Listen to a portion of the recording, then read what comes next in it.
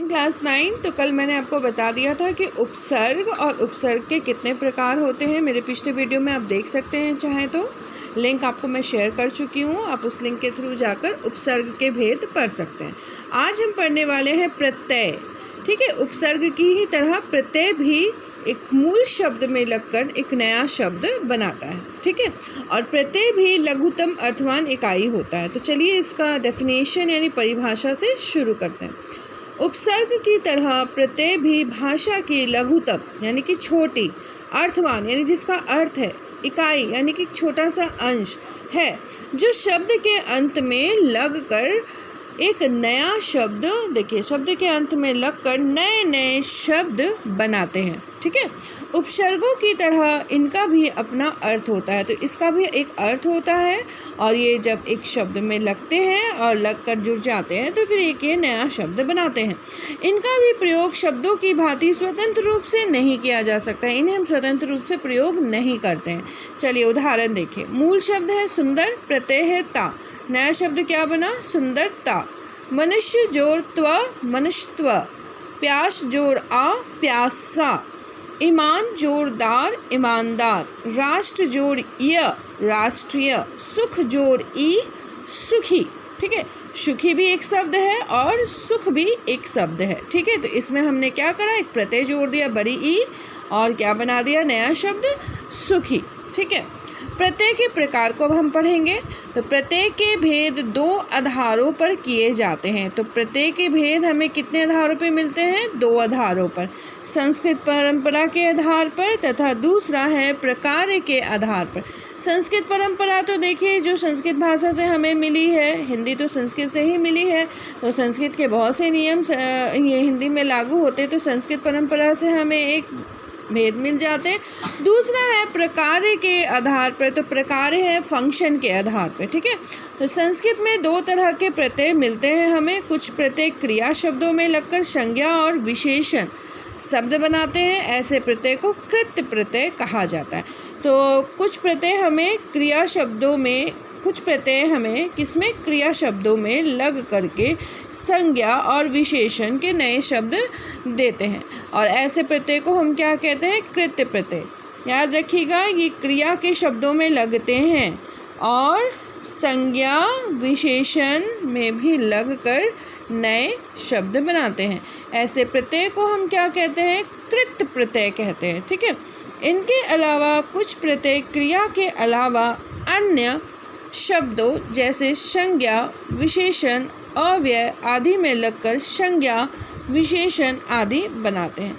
तो यहाँ सिर्फ कृत्य प्रत्यय आपको मिला, क्रिया शब्दों में लगकर संज्ञा और सर्वनाम के शब्द बनाते हैं। और अब आ जाते हैं, इनके अलावा भी ये प्रत्यय क्रिया के अलावा भी अन्य शब्दों में लगकर संज्ञा, विशेषण और अव्यय आदि में भी संज्ञा विशेषण के शब्द बनाते हैं। ऐसे प्रत्यय को हम तद्धित प्रत्यय कहते हैं। ठीक है, दो प्रत्यय मिले आपको। कृत्य प्रत्यय जो क्रिया के शब्दों में लगकर संज्ञा और विशेषण शब्द बनाते हैं। दूसरा मिला आपको जो कि संज्ञा, विशेषण और अव्यय शब्द बनाते हैं। ये हमें अन्य शब्दों में लगे हुए मिलते हैं, ये सिर्फ क्रिया शब्दों में नहीं लगे हुए मिलते हैं। ठीक है, तो इसके आधार पर ये हो गए तद्धित प्रत्यय। संस्कृत परंपरा के आधार पर हिंदी के प्रत्यय को भी हम दो वर्गों में बांट सकते हैं। तो हिंदी के जो प्रत्यय हैं उन्हें हम दो वर्गों में बांटते हैं, कृत्य प्रत्यय, तद्धित प्रत्यय। तो ये संस्कृत परंपरा के अनुसार था, अब इसे हम हिंदी में भी इसी परंपरा के अनुसार बांट सकते हैं। इन दोनों वर्गों में संस्कृत से आए तत्सम, तद्भव तथा अरबी, फारसी आदि अन्य भाषाओं से आए आगत, विदेशी तीनों ही प्रकार के प्रत्यय आ जाते हैं। तो इन दोनों वर्गों में आप देखिए कृत्य प्रत्यय और तद्धित प्रत्यय जो है, इन दोनों ही प्रत्यय में जो भी तत्सम के शब्द हैं, तद्भव के हैं या अरबी फारसी के शब्द हैं, वो तीनों इसी प्रकार के प्रत्यय में आ जाते हैं। तो यहाँ पे आपको उदाहरण दिया है, अब मैं उदाहरण पढ़ाऊँगी। तो सबसे पहले हम पढ़ेंगे तत्सम प्रत्यय। ठीक है, कृत्य प्रत्यय। प्रत्यय क्या है? अक। उदाहरण नर्तक। तद्धित प्रत्यय त्व, देव, त्व, देवत्व। ठीक है, तद्भव प्रत्यय ना, ओढ़ ना, बड़ी ई, खेत जोड़ बड़ी ई, खेती। ये तद्भव क्या है, हिंदी के प्रत्यय हैं। ये तत्सम क्या है, ये संस्कृत के प्रत्यय हैं। ठीक है, ये ध्यान रखिएगा।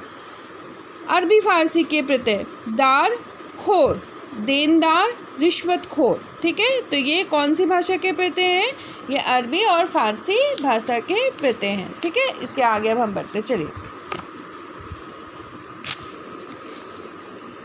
जहाँ तक प्रत्ययों के प्रकार का प्रश्न है, आप देखेंगे कि कुछ प्रत्यय लिंग परिवर्तन का कार्य करते हैं, कुछ संज्ञा से विशेषण, विशेषण से संज्ञा आदि बनाने का कार्य करते हैं। इनके अलावा कुछ प्रत्ययों से संज्ञाओं के व्यवसाय, स्थान आदि का पता चलता है। इन्हीं विभिन्न प्रकार के आधार पर प्रत्यय के अलग अलग भेद हो जाते हैं। अब हम दोनों प्रकार के प्रत्ययों के भेद, उपभेदों का विस्तार से अध्ययन करेंगे। तो प्रकार का मतलब होता है फंक्शन। प्रकार का क्या मतलब होता है, फंक्शन। ठीक है, तो क्या फंक्शन हो रहा है शब्दों का, शब्दों के फंक्शन, यानी कि कुछ संज्ञा के जो शब्द हैं वो विशेषण में या विशेषण से संज्ञा में ये बदलने का कार्य करते हैं। ठीक है, और इसके अलावा भी कुछ प्रत्यय ऐसे होते हैं जो संज्ञाओं के व्यवसाय, स्थान या फिर आदि का बोध कराते हैं। और इन्हीं प्रकार के जो प्रकार होते हैं, इनके आधार पर प्रत्यय को अलग अलग भेद भी किया जाता है। अब हम इन दोनों प्रकार के प्रत्ययों और भेद और उपभेद को पढ़ने वाले हैं। तो संस्कृत परंपरा के आधार पर प्रत्यय का भेद पढ़ेंगे हम। सबसे पहले है कृत्य प्रत्यय, उसके बाद है क्रिया, कर्ता या करने वाला।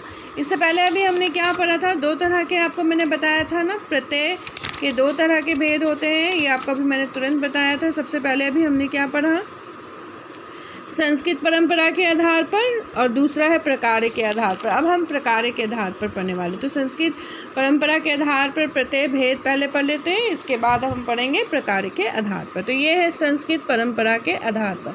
कृत आपको उदाहरण दिया गया था, क्रिया, इसका भी उदाहरण आपको पीछे दिया गया था। तो कृत प्रत्यय या क्रिया रूपों में लगने वाले प्रत्यय, तो क्रिया के जो रूप होते हैं उसमें भी प्रत्यय लगाया जाता है।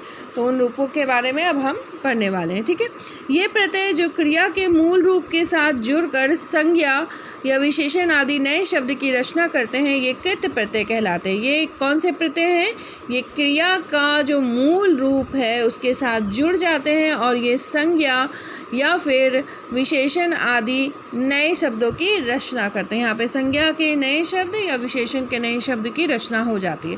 तो इसे हम कहते हैं कृत प्रत्यय, क्रिया में लगने वाले प्रत्यय कृत प्रत्यय। क्रिया रूपों के साथ कृत प्रत्यय निम्नलिखित स्थितियों में प्रयुक्त हो सकते हैं। क्रिया या कर्ता या करने वाला, ये प्रत्यय क्रिया के मूल रूप धातु में लगते हैं तथा कर्ता या क्रिया को करने वाली संज्ञा की रचना करते हैं। तो यहाँ पे संज्ञा की रचना करते हैं और ये क्रिया का जो मूल रूप है, धातु रूप है, उसके साथ लगते हैं या फिर कर्ता या क्रिया को करने वाली संज्ञा की रचना करते हैं। तो ये क्या करते हैं, ये मूल रूप धातु में लगते हैं तथा क्रिया या फिर कर्ता को ये बदलने वाली संज्ञा की रचना करते हैं। तो इसमें ये संज्ञा में बदल जाते हैं। ठीक है, तो सबसे पहले आप प्रत्यय का उदाहरण देखिए।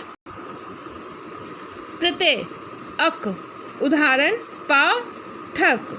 पाठ है, पाठ के साथ अक लग गया तो बन गया पाठक। ठीक है, पाठ क्या है, क्रिया है, और अक लगने के बाद ये क्या बन गया, पाठक बन गया, यानी कि संज्ञा बन गया। ठीक है, तो देखिए किस तरह से शब्द बदल गए प्रत्यय लगने के बाद। फिर है गायक, गाय है या गाने वाला या गायक, अक लगने से यक, अक लगने से यह गायक बन गया। ठीक है, पहले ये था गाया, गाने वाला, इसके बाद क्या बन गया, ये गायक, यानी कि गाने वाला गायक, तो ये संज्ञा बन गया। इसी तरह से लेख, लेखक, नाय, नायक, धाव, धावक, है ना, उदाहरण के तौर पर। उक, भिक्षुक, भावुक, भावुक क्या है, ये विशेषता बता रहा है, किसी की भावना को बता रहा है। एता, नेता, अभिनेता, विक्रेता, ये सारे संज्ञा बन गए। अक्कर, पियक्कर, भुलक्कर, घुमक्कर, संज्ञा बन गए। बरियू, कमाऊ, खाऊ, उड़ाऊ, ये विशेषण बन गए। हार, होनहार, खेवनहार, सेवनहार।